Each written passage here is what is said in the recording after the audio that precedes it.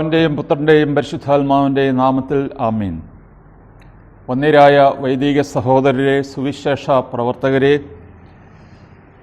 സന്തോഷത്തിൻ്റെ സദ്വാർത്ത എന്ന പരമ്പരയിലെ 9ാമത്തെ എപ്പിസോഡാണ് ഇത്. നമുക്ക് പ്രാർത്ഥനയോടെ ആരംഭിക്കാം. ദൈവമായ കർത്താവേ, നിൻ്റെ ദിവ്യവചനങ്ങൾ തിരിച്ചറിയുവാനും നിൻ്റെ സുവിശേഷത്തിൻ്റെ അർത്ഥം ഗ്രഹിക്കുവാനുള്ള കഴിവ് ഞങ്ങൾക്ക് നൽകണമേ. നിൻ്റെ ദിവ്യദാനങ്ങളുടെ സമൃദ്ധിയും നിൻ്റെ പരിശുദ്ധാത്മ നൽവരങ്ങളും കൊണ്ട് ഞങ്ങളെ നിറയ്ക്കണമേ. സന്തോഷപൂർവ്വം നിൻ്റെ കൽപ്പനകൾ ആചരിക്കുവാനും തിരുഹിതം നിറവേറ്റുവാനും നിൻ്റെ അനുഗ്രഹങ്ങൾക്കും കരുണയ്ക്കും അർഹരായി ഭവിക്കുവാനും ഇപ്പോഴും എല്ലാ സമയത്തും എന്നേക്കും ഞങ്ങളെ യോഗ്യരാക്കണമേ. ആമീൻ.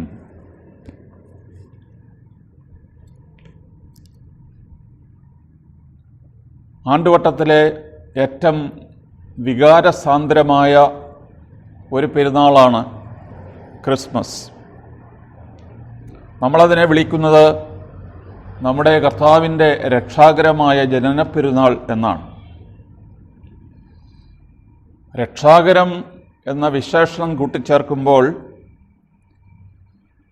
കർത്താവിൻ്റെ ജനനം തീർച്ചയായിട്ടും രക്ഷാകരമായിരുന്നു. പക്ഷേ നമുക്ക് ഓരോരുത്തർക്കും അത് രക്ഷാകരമായി തീരുന്നു എന്നുള്ളതാണ് അതിലെ പ്രധാനപ്പെട്ട കാര്യം. പലതും നമ്മുടെ ശൈശവകാലം മുതൽ നമ്മുടെ മനസ്സിൽ പതിഞ്ഞ കാര്യങ്ങളുണ്ട്. പുൽക്കൂട്, കണ്ണു ചിമ്മുന്ന നക്ഷത്രവിളക്കുകൾ, പിറവിയുടെ ശുശ്രൂഷകൾ, മനോഹരമായ ഗാനങ്ങൾ, തീയുടരിച്ച ശുശ്രൂഷ, അങ്ങനെ പ്രത്യേകമായ ഒരു അന്തരീക്ഷം നമ്മുടെ മനസ്സിൽ അത് സൃഷ്ടിക്കുക. കൂടുതലും ഓർമ്മകളിലൂടെയാണ് അത് വികാരസാന്ദ്രമാകുന്നത്. എന്നാൽ ശൈശവകാലത്തിൽ നമ്മുടെ മനസ്സിൽ പതിഞ്ഞ ചില കാര്യങ്ങൾ നിർബന്ധമായി ശരിയാകണമെന്നില്ല. അതിനാൽ നമ്മൾ ഈ പിറവിത്തിരുനാളിൻ്റെ ആഴമായ അർത്ഥത്തിലേക്ക് പോയി അതിനെ ഒരു രക്ഷാകരമായ അനുഭവമാക്കി മാറ്റണം. വികാരങ്ങളെക്കാൾ ബുദ്ധിയും യുക്തിഭദ്രതയും നമുക്കാവശ്യമാണ്. അതിനാൽ നമ്മൾ ചോദിക്കുന്ന ഒന്നാമത്തെ ചോദ്യം, നമ്മുടെ കർത്താവിൻ്റെ ജനനത്തിൻ്റെ ഉദ്ദേശം എന്തായിരുന്നു? പ്രത്യേകിച്ച് വിശുദ്ധ യോഹന്നാൻ്റെ സുവിശേഷം 1-ാം അധ്യായം ഈ മിശിഹാ രഹസ്യത്തെക്കുറിച്ച്, രക്ഷാകരമായ ജനനപ്പെരുന്നാളിനെക്കുറിച്ച് വളരെ കാര്യങ്ങൾ പറയുന്നുണ്ട്. അവിടെ യോഹന്നാൻ്റെ 1:8 നാം വായിക്കുന്നു, ദൈവത്തെ ആരും കണ്ടിട്ടില്ല, പിതാവുമായി ഗാഢബന്ധം പുലർത്തുന്ന ദൈവം തന്നെയായ ഏകജാതനാണ് അവിടുത്തെ വെളിപ്പെടുത്തിയത്. അപ്പോൾ ഒന്നാമത്തെ ഉദ്ദേശം പിതാവായ ദൈവത്തെ വെളിപ്പെടുത്തുക എന്നതായിരുന്നു. യേശു പിൽക്കാലത്ത് തൻ്റെ പരസ്യ ജീവിതകാലത്ത് ചെയ്ത എല്ലാ കാര്യങ്ങളും തൻ്റെ പിതാവിൻ്റെ സ്വഭാവം, അവിടുത്തെ സ്നേഹം, കരുണ, പരിപാലന ഇതൊക്കെ വെളിപ്പെടുത്തുന്നതായിരുന്നു. 2, തന്നെ സ്വീകരിച്ചവർക്കെല്ലാം, തൻ്റെ നാമത്തിൽ വിശ്വസിക്കുന്നവർക്കെല്ലാം ദൈവമക്കളാകുവാൻ അവൻ വരം നൽകി. 1 യോഹന്നാൻ്റെ 1-ാം അധ്യായം 12-ാം വാക്യം. ദൈവപുത്ര സ്ഥാനം നമുക്ക് നൽകുക എന്നുള്ളത് കർത്താവിൻ്റെ മനുഷ്യാവതാരത്തിൻ്റെ ഒരു ലക്ഷ്യമായിരുന്നു. 3-ാമതായി, എല്ലാ മനുഷ്യരെയും പ്രകാശിപ്പിക്കുന്ന യഥാർത്ഥ വെളിച്ചമായി തീരാനാണ് അവൻ വന്നത്. യോഹന്നാൻ പ്രകാശമായിരുന്നില്ല, പക്ഷേ കർത്താവായ യേശുവിന് വഴിയൊരുക്കുവാൻ ആയിരുന്നു അവൻ്റെ റോൾ. എല്ലാ മനുഷ്യരെയും പ്രകാശിപ്പിക്കുന്ന വെളിച്ചം പിന്നീട് വരാനുണ്ടായിരുന്നു. അവനിൽ ജീവനുണ്ടായിരുന്നു, ആ ജീവൻ മനുഷ്യരുടെ വെളിച്ചമായിരുന്നു. ഇവിടെ വെളിച്ചമെന്നുള്ളത് നമ്മൾ ശരിക്കും മനസ്സിലാക്കേണ്ട. നമ്മൾ ഒരു സ്വിച്ച് ഇട്ടു, ഇലക്ട്രിക് ലൈറ്റ് തെളിഞ്ഞു, അവിടെ പ്രകാശമുണ്ടായി. ആ പ്രകാശത്തിൻ്റെ കാര്യമല്ല ഇവിടെ പറയുന്നത്. യോഹന്നാൻ്റെ സുവിശേഷത്തിൽ വെളിച്ചം, പ്രകാശം എന്ന് പറഞ്ഞാൽ നിത്യജീവനാണ്. അതിനാൽ കർത്താവിൽ വിശ്വസിക്കുന്ന എല്ലാവർക്കും നിത്യജീവൻ കൊടുക്കുവാനാണ് കർത്താവ് ഈ ഭൂമിയിൽ ഭൂജാതനായത്. വചനം മാംസമായി നമ്മുടെ ഇടയിൽ വസിച്ചു, അവൻ്റെ മഹത്വം നമ്മൾ ദർശിച്ചു. കൃപയും സത്യവും നിറഞ്ഞതും പിതാവിൻ്റെ ഏകജാതൻ്റേതുമായ മഹത്വം, ഗ്ലോറി. ഹീബ്രു ഭാഷയിൽ കബാദ് എന്ന മൂലത്തിൻ്റെ അർത്ഥം ടു ബി ഹെവി എന്നാണ്. കബോദ്, ഗ്ലോറി. അതിൻ്റെ വാച്യാർത്ഥം, നമ്മൾ ഉദാഹരണമായി ഒരു കടൽക്കരയിൽ സായം സന്ധ്യയിൽ പോയി നിൽക്കുമ്പോൾ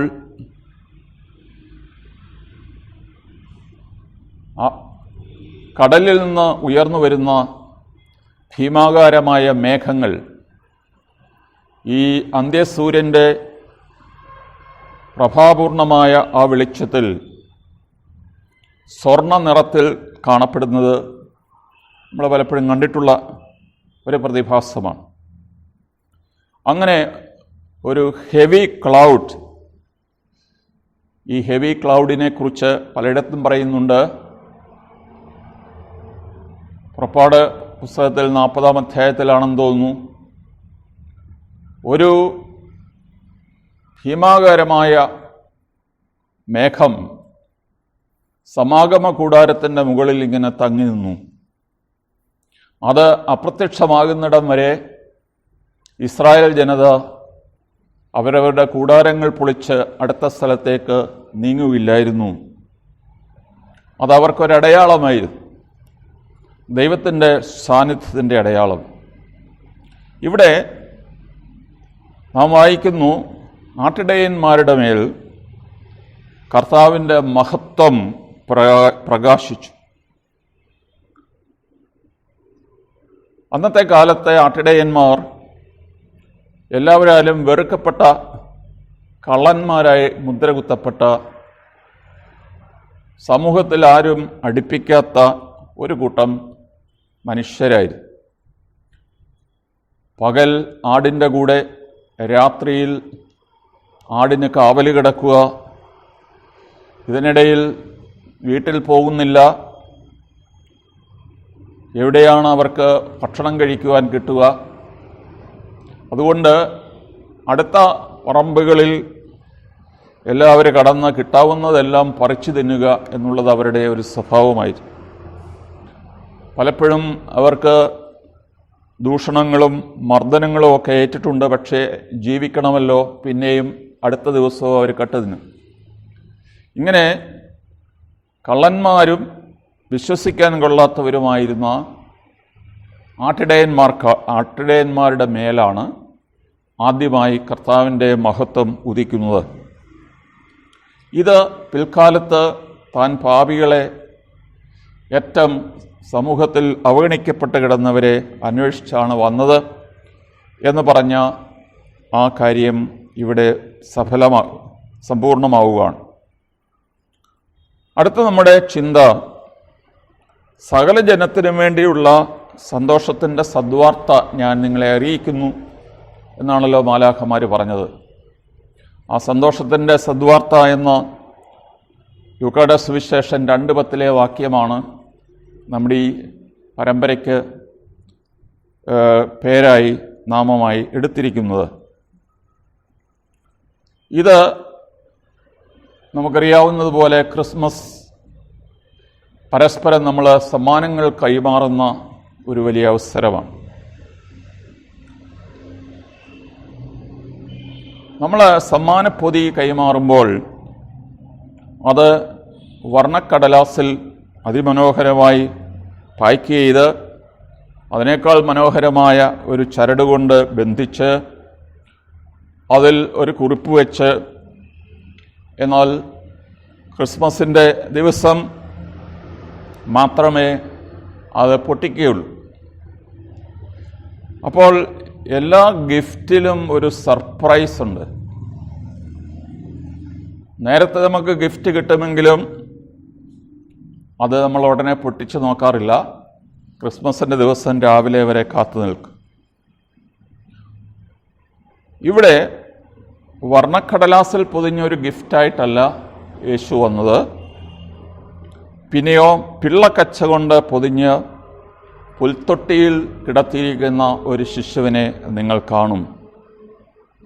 നമ്മൾ മുമ്പ് പറഞ്ഞു, ഈ പിള്ളക്കച്ച കർത്താവിൻ്റെ ജനനത്തിലൊരു കച്ചയുണ്ടായിരുന്നു, കർത്താവിൻ്റെ സ്വർഗാരോഹണത്തിൽ വേറൊരു കച്ച. അതിനാൽ മനുഷ്യര് ഉടുത്ത് മുഷിഞ്ഞ് കീറിയ വസ്ത്രങ്ങൾ അത് വലിച്ചു കീറിയാണ് കുഞ്ഞുങ്ങളെ അന്നത്തെ അമ്മമാർ തണുപ്പിൽ നിന്നും മറ്റും രക്ഷപ്പെടാനായി അവരുടെ കയ്യിലും കാലിലും ഒക്കെ ചുറ്റിക്കെട്ടിയിരുന്നത്. അതിനാൽ ഇടയന്മാരെ സംബന്ധിച്ചിടത്തോളം ഈ പാക്കറ്റ് കാണുമ്പോൾ മനസ്സിലാകണം, അതാണ് ലോകത്തിൻ്റെ രക്ഷയ്ക്കായി പറക്കുവാൻ പോകുന്ന യേശുവിൻ്റെ അടയാളം. അടുത്ത നമ്മുടെ ചിന്ത, അത്യുന്നതങ്ങളിൽ ദൈവത്തിന് മഹത്വം, ഭൂമിയിൽ ദൈവകൃപ ലഭിച്ചവർക്ക് സമാധാനം എന്ന് മാലാഖമാർ പാടിയ പാട്ടാണ്. അതിനെക്കുറിച്ച് എല്ലാ ക്രിസ്മസിനും നമ്മൾ പ്രസംഗിക്കാറുമുണ്ട്. പലപ്പോഴും ലത്തീൻ ഭാഷയുടെ സ്വാധീനത്തിൽ ഹൊമിനിബുസ് ബോനെ വോളുന്താറ്റിസ്, to men of good will എന്ന് നമ്മൾ വ്യാഖ്യാനിക്കാറുണ്ട്. അത് ബിബ്ലിക്കലായിട്ട് തെറ്റാണ്. മെൻ ഓഫ് ഗുഡ് വിൽ അല്ല, ഇവിടെ ഗുഡ് വിൽ ആരുടെയാണ്? ദൈവത്തിൻ്റെയാണ്. ദൈവത്തിൻ്റെ കൃപ ലഭിച്ചവർക്ക് സമാധാനമെന്നാണ്, അല്ലാതെ not to the men of good will. അപ്പോൾ അത് മനുഷ്യൻ്റെ ഗുഡ് വില്ലിനെ ആശ്രയിച്ചിരിക്കും. ഇത് ദൈവത്തിൻ്റെ ഗുഡ് വില്ലിനെ ആശ്രയിച്ചാണ് സമാധാനം. നമ്മൾ സമാധാനം എന്ന് കേൾക്കുമ്പോൾ വീട്ടിൽ വഴക്കുണ്ടെങ്കിൽ അതിന് സമാധാനം എന്ന് വിളിക്കത്തില്ല. അതുകൊണ്ട് വഴക്കില്ലാത്ത അവസ്ഥ, യുദ്ധമില്ലാത്ത അവസ്ഥ, നമ്മൾ ആഗ്രഹിക്കുന്ന പോലെ എല്ലാ കാര്യങ്ങളും പോകുന്ന അവസ്ഥ, അതിനെയൊക്കെയാണ് നമ്മൾ സമാധാനം എന്ന് വിളിക്കുക. എന്നാൽ ഹീബ്രു ഭാഷയിലെ ഷാലോം എന്നുള്ള വാക്കിന് സമാധാനം എന്നുള്ള അർത്ഥമല്ല ആദ്യത്തെ പ്രധാനപ്പെട്ട അർത്ഥം. ഇൻ്റഗ്രിറ്റി എന്നാണ് അതിൻ്റെ അർത്ഥം, സമഗ്രത. To be whole is to be holy. അപ്പോൾ അതിന് പല അർത്ഥങ്ങൾ കൈവരികയാണ്. ഷാലോം എന്ന് പറഞ്ഞാൽ ഞാൻ എന്നിൽ തന്നെ ഒരുമാതിരി സമ്പൂർണത അനുഭവിക്കുന്ന ഒരവസ്ഥയാണ്, ഒന്നിനും കുറവില്ലാത്ത അവസ്ഥ. To be integral. അതിനാൽ നമ്മുടെ ഇൻ്റഗ്രിറ്റിയിൽ നിന്ന് നമ്മളെ തെറിപ്പിക്കുന്ന, നമ്മളെ പൊട്ടിച്ചു മാറ്റുന്നത് എന്താണ്? അത് തീർച്ചയായിട്ടും പാപമാണ് എന്നുള്ളത് നമുക്കറിയാം. അപ്പോൾ മനുഷ്യന് സമാധാനം നഷ്ടപ്പെട്ടതിൻ്റെ കാരണം അവൻ പാപിയായി തീർന്നു എന്നുള്ളതാണ്. ദൈവവും മനുഷ്യനും തമ്മിലുള്ള ബന്ധം, മനുഷ്യനും തമ്മിലുള്ള ബന്ധം, മനുഷ്യൻ്റെ ഉള്ളിൽ തന്നെ അവനുമായിട്ടുള്ള സ്വത്വമായിട്ടുള്ള ബന്ധം, ഇവ വിച്ഛേദിക്കപ്പെടുമ്പോൾ, ഏതെങ്കിലും തരത്തിൽ അതിന് ഹാനി സംഭവിക്കുമ്പോൾ മനുഷ്യൻ്റെ സമാധാനം ഇല്ലാതാകുന്നു. അതിനാൽ കർത്താവായ യേശു എന്താണ് ചെയ്തത്? നാം അവനെ വിളിക്കുന്നു, അവൻ നമ്മുടെ സമാധാനമാണ്. എഫേസ്യർ 2:14. അവൻ ഇരുകൂട്ടരെയും ഒന്നിപ്പിക്കുകയും ശത്രുതയുടെ മതിലുകൾ തകർക്കുകയും ചെയ്യും. പ്രിയപ്പെട്ടവരെ, അവൻ നമ്മുടെ സമാധാനമാണ്. ഇരുകൂട്ടരെയും അവൻ ഒന്നിപ്പിക്കുകയും ശത്രുതയുടെ മതിലുകൾ പൊളിച്ചു കളയുകയും ചെയ്തു. എഫേസ്യർ 2:14. അതുകൊണ്ടാണ് കർത്താവ് പറഞ്ഞത്, കർത്താവ് മാത്രമേ ഈ ലോകത്തിൽ പാപം മോചിക്കാനായിട്ട് പിറന്നു വീണിട്ടുള്ളൂ. ഞാനെവിടെയോ വായിച്ച കൂട്ടത്തിൽ ഈ ലോകത്ത് എത്ര മനുഷ്യരെ പിറന്നിട്ടുണ്ട് എന്നൊരാളൊരു കണക്ക്, അതൊന്നും ശരിയാകണമെന്നില്ല, എങ്കിലും അദ്ദേഹം നൽകിയിട്ടുള്ള കണക്ക് 180 എന്ന് എഴുതുക, അതിന് ശേഷം 12 പൂജ്യങ്ങളിടുക. അത് ഏതാണ്ട് 1800 കോടി മനുഷ്യർ ഈ ഭൂഗോളത്തിൽ ഭൂജാതരായിട്ടുണ്ട്. എൻ്റെ അറിവ് ശരിയാണെങ്കിൽ 1,80,000 കോടി മനുഷ്യർ നമ്മുടെ ഈ ഭൂഗോളത്തിൽ ജാതരായിട്ടുണ്ട്. അതിൽ ഒരാൾ മാത്രമാണ് ഈ ലോകത്തിൻ്റെ പാപം പരിഹരിക്കാൻ വേണ്ടി മാത്രം ഭൂജാതനായത്, യഹോശുവ, യേശു എന്ന ആ മനുഷ്യൻ. അതിനാൽ യേശുവിന് മാത്രം അവകാശപ്പെട്ടൊരു കാര്യമാണ് ലോകത്തിന് സമാധാനം തരിക എന്നുള്ളത്. യോഹന്നാൻ്റെ 14-ാം അധ്യായം 27-ാം വാക്യത്തിൽ യേശു പറയുന്നു, ഞാൻ നിങ്ങൾക്ക് സമാധാനം നൽകിയിട്ട് പോകുന്നു, എൻ്റെ സമാധാനം ഞാൻ നിങ്ങൾക്ക് തരുന്നു, ലോകം തരുന്നത് പോലെയല്ല ഞാൻ തരുന്നത്. അതിനാൽ വേറെ ആർക്കും തരാൻ കഴിയാത്ത ക്രിസ്തു യേശുവിൻ്റെ സമാധാനം നമ്മുടെ മനസ്സുകളെയും നമ്മുടെ കുടുംബങ്ങളെയും നമ്മുടെ സമുദായത്തെയും ഭരിക്കണം എന്നുള്ളതായിരിക്കണം നമ്മുടെ ഇന്നത്തെ പ്രാർത്ഥന.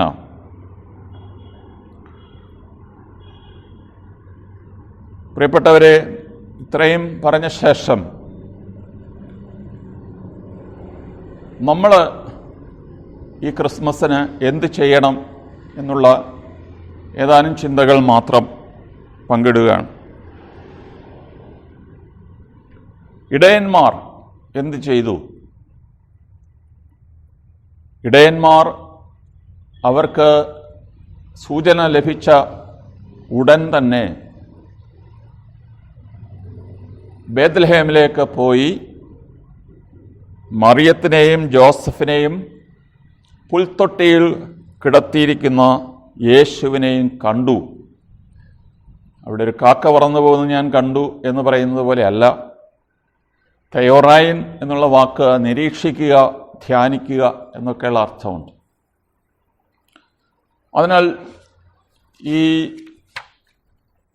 ക്രിസ്മസ് അല്ലെങ്കിൽ നമ്മുടെ കർത്താവിൻ്റെ രക്ഷാകരമായ ജന്മപ്പെരുന്നാൾ ധ്യാനാത്മകമായി ചെലവഴിക്കേണ്ട ഒരു ദിവസമാണ്. കാരണം നമ്മൾ പുൽക്കൂടൊക്കെ ഉണ്ടാക്കുകയാണെങ്കിൽ അവിടെ കിടത്തിയിരിക്കുന്ന സജ്ജീകരിച്ചിരിക്കുന്ന രൂപങ്ങളൊക്കെ നമ്മുടെ മനസ്സിൽ ചില ചിന്തകളൊക്കെ വരുത്തും. അതീ പറഞ്ഞതുപോലെ ശൈശവകാല സ്മരണകൾ നമ്മളിൽ ഉണ്ടാക്കുന്ന ചില ചലനങ്ങളൊക്കെ നമ്മുടെ മനസ്സിൽ തോന്നും. പക്ഷേ യേശുവിനെ ധ്യാനിക്കുമ്പോൾ ഒന്നാമതായി ചെയ്യേണ്ടത് ഇവൻ ആരാണ് എന്ന് ചോദിക്കുകയാണ്. ഈ ശിശു ആരാണ്? ഈ പുൽത്തൊട്ടിയിൽ കിടത്തി പിള്ളക്കച്ചകൾ കൊണ്ട് ചുറ്റപ്പെട്ടിരിക്കുന്ന ഇവൻ ആരാണ്? ഇവൻ ആരാണ് എന്നറിയാൻ യെശയ്യ 9-ാം അധ്യായം 6-7 വാക്യങ്ങൾ നാം വായിച്ചു നോക്കുക. നമുക്ക് ഒരു ശിശു ജനിച്ചിരിക്കുന്നു, നമുക്ക് ഒരു പുത്രൻ നൽകപ്പെട്ടിരിക്കുന്നു, ശക്തനായ ദൈവം, വിസ്മരണീയനായ ഉപദേഷ്ടാവ്, നിത്യനായ പിതാവ്, സമാധാനത്തിൻ്റെ രാജാവ് എന്ന് തുടങ്ങിയ കുറേ വിശേഷണങ്ങൾ യെശയ്യായുടെ 9 കൊടുത്തിട്ടുണ്ട്. അതിനാൽ യേശുവിനെ ധ്യാനിക്കുക, പുൽക്കൂടിനെ ധ്യാനിക്കുക എന്ന് പറയുമ്പോൾ പുൽക്കൂടിനല്ലല്ലോ യേശുവിനല്ലേ പ്രാധാന്യം. അതുകൊണ്ട് യേശു ആരായിരുന്നു എന്നുള്ളത് നമ്മൾ തീർച്ചയായും ധ്യാനിക്കുക. 2, ദൈവത്തിൻ്റെ വലിയ സ്നേഹം അവിടെ നമുക്ക് മനസ്സിലാക്കാൻ പറ്റും. ദൈവം തൻ്റെ ഏകജാതനെ നൽകുവാൻ തക്കവണ്ണം ലോകത്തെ അത്രമാത്രം സ്നേഹിച്ചു എന്നുള്ളതാണ് നമ്മുടെ ധ്യാന വിഷയം. യോഹന്നാൻ്റെ 3:16. അടുത്ത നമ്മുടെ കടമ യേശു ആരാണെന്ന് മനസ്സിലാക്കി, യേശുവിൻ്റെ സ്നേഹം മനസ്സിലാക്കി, അടുത്ത സംഗതി ഈ വലിയ ദാനത്തിനു വേണ്ടി കർത്താവിനെ സ്തുതിക്കുക എന്നുള്ളതാണ്.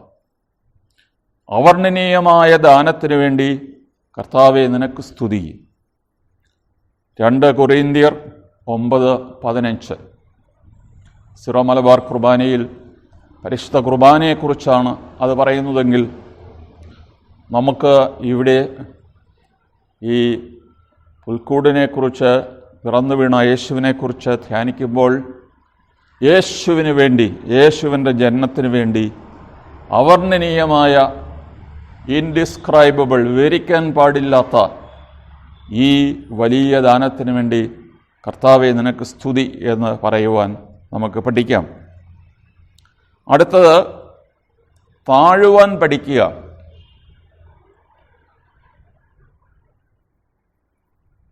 നമ്മുടെ നാട്ടിൽ കെസ്റ്റർ എന്ന് പറയുന്ന പാട്ടുകാരൻ പാടിയൊരു പാട്ടിൽ നമ്മളെ സ്പർശിക്കുന്ന ഒരു ശീലുണ്ട്. ഇത്ര ചെറുതാകാൻ എത്ര വളരേണം, ഇത്ര സ്നേഹിക്കാൻ എന്തു വേണം.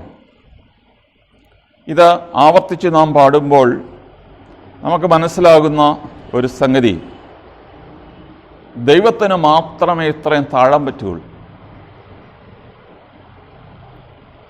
ഏറ്റവും താണാവസ്ഥയിൽ ജനിച്ച യേശു വെളിപ്പെടുത്തുന്നത് ഏറ്റവും വലിയ ദൈവത്തെയാണ്. ചെറിയ മനുഷ്യർക്ക് ചെറുതാകാൻ പറ്റത്തില്ല, വലിയ മനുഷ്യർക്ക് ചെറുതാകാൻ പറ്റുകയുള്ളൂ. അതുകൊണ്ടാണ് ചോദിക്കുക, ഇത്ര ചെറുതാകാൻ എത്ര വളരണം, ഇനിയും ഞങ്ങൾ വളരേണ്ടിയിരിക്കുന്നു, ഇത്ര സ്നേഹിക്കാൻ എന്തു വേണം. ബേത്ലഹേമിലെ പോയിട്ടുള്ളവർക്കറിയാം, ഇപ്പോൾ അവിടെ പണിതിരിക്കുന്ന ബസിലിക്കയുടെ തറയിൽ നിന്ന് ഉദ്ദേശം 15 അടി താഴേക്ക് ഇറങ്ങിച്ചെല്ലുമ്പോഴാണ് കർത്താവ് പിറന്നു വീണ ആ ഗുഹയുടെ തട്ടിൽ നമ്മൾ ചെല്ലുക. എന്നാൽ ബേത്ലഹേമിലെ ബസിലിക്കയിൽ പ്രവേശിക്കണമെങ്കിൽ മുമ്പ് വലിയ കവാടങ്ങളുണ്ടായിരുന്നു. എന്നാൽ മധ്യശതകങ്ങളിൽ മുഹമ്മദീയർ ഈ ബസിലിക്ക കൈയടക്കുകയും അവരുടെ പട്ടാളക്കാർ കുതിരപ്പുറത്ത് ഒക്കെ പള്ളിയിൽ കയറുന്ന ഒരു പതിവുണ്ടായിരുന്നു. അങ്ങനെ കുതിരകളുമായി പള്ളിയിൽ കയറി കുതിരയുടെ ചാണകവും മൂത്രമൊക്കെ വീണ് അവിടെ അശുദ്ധമാകുന്നതുകൊണ്ട് അന്നത്തെ യൂറോപ്പിൽ നിന്ന് വന്ന ക്രൂസൈഡേഴ്സ് ആ ബസിലിക്കായുടെ വാതിൽ കല്ല് വെച്ച് അടച്ചു കളഞ്ഞു. കുതിരപ്പുറത്ത് ആൾ വരണ്ട എന്ന് വിചാരിച്ച്, എന്നിട്ട് 4 അടി മാത്രം ഉയരമുള്ള ഒരു വാതിലിലൂടെ മാത്രമാണ് ഈ ആയിരക്കണക്കിന് തീർത്ഥാടകർ ഇപ്പോൾ ഈ പിറവിയുടെ ബസിലിക്കയിലേക്ക് പ്രവേശിക്കും. കൊച്ചു കുഞ്ഞുങ്ങൾക്ക് തലകുനിക്കാതെ കടന്നു പോകാം, ബാക്കി എല്ലാവർക്കും തലകുനിച്ച് മാത്രമേ ഈ ബസിലിക്കയിൽ പ്രവേശിക്കാൻ പറ്റുകയുള്ളൂ. അതിൻ്റെ ചരിത്രപരമായ കാരണങ്ങൾ ഞാൻ പറഞ്ഞുവെങ്കിലും ഇന്നതിനൊരു ആത്മീകമായ ചിന്തയുണ്ട്. കർത്താവിനെ കാണണമെങ്കിൽ തലകുനിക്കാതെ പറ്റത്തില്ല. കർത്താവിനെ കാണാൻ വന്ന പൗരസ്ത്യ ദേശത്തെ വിജ്ഞാനികൾ അല്ലെങ്കിൽ രാജാക്കന്മാരെന്നൊക്കെ നമ്മൾ പറയുന്നവരും അവരുടെ കിരീടങ്ങളൊക്കെ ഊരി വെച്ചിട്ട് മാത്രമേ യേശുവിനെ കുമ്പിടാൻ അവർക്ക് പറ്റിയുള്ളൂ. അതിനാൽ എത്ര വലിയ ആളാണെങ്കിലും യേശുവിനെ കാണണമെങ്കിൽ അതുപോലെ താഴ്ന്ന് കുനിഞ്ഞു ചെല്ലണം. നമ്മൾ എന്തിനാണ് തീ ഉഴലിച്ച ശുശ്രൂഷ നടത്തുക? നമ്മൾ ജീവിക്കുന്ന ഈ കാലത്ത് വലിയ തണുപ്പൊന്നുമില്ല. പണ്ട് കാലത്ത് ഞാൻ കണ്ടിട്ടുണ്ട്, 60-65 വർഷം മുമ്പൊക്കെ എല്ലാവരും കുർബാന രാവിലെ വെളുപ്പാങ്കാലത്താണ് കുർബാന. അത് കഴിഞ്ഞാൽ എല്ലാവരും പോയി ഈ തീയൊഴിച്ച ശുശ്രൂഷ നടത്തിയ ആഴിക്ക് ചുറ്റും ഇരുന്ന് തീ കായുന്നത് ഞാൻ കണ്ടിട്ടുണ്ട്. അങ്ങനെ തീ കായാനുള്ള ഒരു സംവിധാനമല്ല. പിന്നെയോ യെശയ്യായുടെ 9:2 പറഞ്ഞിരിക്കുന്ന ഒരു കാര്യം, അന്ധകാരത്തിലിരുന്ന ജനം വലിയ ഒരു പ്രകാശം കണ്ടു. വലിയ പ്രകാശം അന്നത്തെ കാലത്ത് ആഴി കൂട്ടുക എന്നുള്ളത്. ഇന്ന് വലിയ ഫുട്ബോൾ കളികളും ക്രിക്കറ്റ് കളികളൊക്കെ നടത്തുന്നത് രാത്രിയിലാണ്, പകലല്ല. നമ്മൾ കൃത്രിമമായിട്ട് പകൽ സൃഷ്ടിക്കുകയാണ്. എന്നാൽ അതുപോലുള്ള വിളക്കുകളൊന്നും ഇല്ലാതിരുന്ന കാലത്ത് ഒരു വലിയ ആഴി കൂട്ടുക എന്നുള്ളതായിരുന്നു അന്നത്തെ വലിയ പ്രകാശം. അതിനാൽ ഈ പ്രകാശം ആഴി കൂട്ടുന്നത് കർത്താവായ യേശുവിൻ്റെ ജനനത്തിൻ്റെ പ്രകാശമാണ്. ആഴിയിൽ നിന്ന് വരുന്ന പ്രകാശം നമ്മുടെ മുഖത്ത് തട്ടുമ്പോൾ വിചാരിക്കുക, ഇത് പ്രകാശത്തിൻ്റെ കാര്യമല്ല, നിത്യജീവൻ്റെ കാര്യമാണ് എന്നുള്ളത് മനസ്സിലാക്കുക. നമുക്ക് അവസാനത്തിലേക്ക് വരാം. ആട്ടിടയന്മാർ കർത്താവിനെ കണ്ടു, ധ്യാനിച്ചു. അതിനുശേഷം അവരെന്താണ് ചെയ്തത്? അവരെ കണ്ട കാര്യങ്ങൾ അവർക്ക് പരിചയമുള്ള എല്ലാവരോടും പോയി പ്രഘോഷിച്ചു. എല്ലാ മനുഷ്യരുടെയും മനസ്സിൽ അത്ഭുതമുണ്ടായി. മറിയമാകട്ടെ ഈ കാര്യങ്ങളെല്ലാം ഹൃദയത്തിൽ സംഗ്രഹിച്ചു. അപ്പോൾ കണ്ട കാര്യങ്ങൾ പ്രസ്താവിക്കുക, കണ്ടതും കേട്ടതും അറിഞ്ഞതും തൊട്ടതും ഒക്കെ പ്രഘോഷിക്കുന്നതിനെയാണല്ലോ നമ്മൾ സുവിശേഷീകരണം എന്ന് പറയുക. നമുക്ക് അനുഭവമില്ലാത്തൊരു കാര്യത്തിലേക്ക് നീ കടന്നു വരണമെന്ന് പറയാൻ വേറൊരാൾ പറയാൻ നമുക്ക് അവകാശമില്ല. പക്ഷെ ഞാൻ കണ്ടതാണ്, ഞാൻ കേട്ടതാണ്, ഞാൻ തൊട്ടതാണ്, ഞാൻ രുചിച്ചറിഞ്ഞതാണ്, അതുകൊണ്ട് ഞാൻ അറിഞ്ഞ കർത്താവിനെ നിങ്ങളും അറിയണം എന്ന് മാത്രമേ നമുക്ക് പറയാൻ അവകാശമുള്ളൂ. ദൈവശാസ്ത്രജ്ഞന്മാർ പറഞ്ഞിട്ടുണ്ട്, ആരാധന നടക്കണമെങ്കിൽ ആദ്യം അത്ഭുതം നടക്കണം. അത്ഭുതം കൂറണം എന്നാണ് അർത്ഥം. ആദ്യം ദൈവത്തിൻ്റെ സന്നിധിയിൽ വരുമ്പോൾ നമ്മൾ അത്ഭുതപ്പെടണം. അത്ഭുതത്തിൽ നിന്നാണ് ആരാധന വരുന്നത്. ഒരു വലിയ വെടിക്കെട്ട് നമ്മൾ കണ്ട് ഒരു വലിയ അമുട്ട് പൊട്ടി വിരിയുന്ന അവസരത്തിൽ മനുഷ്യരുടെ ഭാവം ശ്രദ്ധിച്ചു നോക്കുക. എല്ലാവരുടെയും വാ പൊളിഞ്ഞിരിക്കും. ആ എന്ന് വിളിച്ച് സ്വരമുണ്ടാക്കും. ഇതാണ് അത്ഭുതം. ഈ അത്ഭുതത്തിൽ നിന്നാണ് ആരാധന വരിക. ഈ വേദഭാഗത്ത് ലിറ്റർജിയുടെ അടിസ്ഥാനങ്ങൾ നമ്മൾ മനസ്സിലാക്കുകയാണ്. കാണുക, കേൾക്കുക, അറിയുക, നിരീക്ഷിക്കുക, അത് മറ്റുള്ളവരോട് പ്രഘോഷിക്കുക. അങ്ങനെ പ്രഘോഷിച്ചു കഴിഞ്ഞപ്പോൾ അവരത്ഭുതപ്പെട്ടു. അത്ഭുതപ്പെട്ടവരെ വീണ്ടും വീണ്ടും വന്ന് യേശുവിനെ കണ്ടു, ആരാധിച്ചു. പൗരസ്ത്യദേശത്തുനിന്ന് വന്നവർ പൊന്നും മീറയും കുന്തിരുക്കവും തിരുമുൽ കാഴ്ചയെ സമർപ്പിച്ച് അവർ കുമ്പിട്ട് ആരാധിച്ചു. അത് ലിറ്റർജിയാണ്. അതിനാൽ ലിറ്റർജിയുടെ ഒരു അടിസ്ഥാനം കൂടി ഈ ജന്മപ്പെരുന്നാളിൽ നമ്മളൊക്കെ കാണാം. ഏറ്റവും വിലയുള്ള കാര്യങ്ങളാണ് പൂജരാജാക്കന്മാർ കൊണ്ടുവന്നത്. ഇന്ന് മീറയ്ക്കും കുന്തിരുക്കത്തിനും വലിയ വിലയില്ല.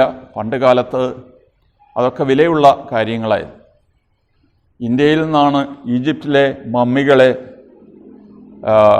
മരിച്ചവരെ, അവരുടെ മൃതശരീരം അഴിഞ്ഞു പോകാതെ സൂക്ഷിക്കാൻ തക്കവണ്ണം മമ്മിഫൈ ചെയ്തിരുന്നതിൻ്റെ പ്രധാനപ്പെട്ട ഘടകങ്ങൾ മീറയും കുന്തിരുക്കവുമായിരുന്നു. അപ്പോൾ അന്ന് അത് വിലപ്പെട്ടതായിരുന്നു. ഈ 3 വേദശാസ്ത്രികൾ അവർക്ക് വിലപ്പെട്ടതെല്ലാം ദൈവത്തിൻ്റെ മുമ്പിൽ സമർപ്പിച്ചതെങ്കിൽ നമ്മളോട് തന്നെ ചോദിക്കുക, എനിക്ക് വിലപ്പെട്ടത് എന്താണ്? എനിക്ക് വിലപ്പെട്ടത് മാത്രമേ ദൈവത്തിൻ്റെ മുമ്പിൽ വെക്കാൻ പറ്റൂ. എനിക്ക് താല്പര്യമില്ലാത്തൊരു കാര്യം ദൈവത്തിന് കൊണ്ട് കൊടുത്തിട്ട് എന്താ കാര്യം? വിലയില്ലാത്തൊരു കാര്യം ദൈവത്തിന് മുമ്പിൽ സമർപ്പിച്ചിട്ട് എന്ത് കാര്യം? അതിനാൽ നമുക്ക് ഏറ്റവും വിലപ്പെട്ടത് നമ്മുടെ ജീവനായതുകൊണ്ട് ഈ ജീവൻ തന്നെ കർത്താവായ യേശുവിൻ്റെ മുമ്പിൽ നമുക്ക് തിരുമുൽ കാഴ്ചയായി സമർപ്പിക്കാം. ഈ തിരുനാളിൻ്റേതായ എല്ലാ അനുഗ്രഹങ്ങളും സന്തോഷവും സമാധാനവും നിങ്ങൾക്കും നിങ്ങളുടെ ഇടവക ജനങ്ങൾക്കും ബന്ധുക്കൾക്കും ഉണ്ടാകട്ടെ എന്ന് ഞാൻ പ്രത്യേകമായി ആശംസിക്കുകയും പ്രാർത്ഥിക്കുകയും ചെയ്യുന്നു. നന്ദി, നമസ്കാരം.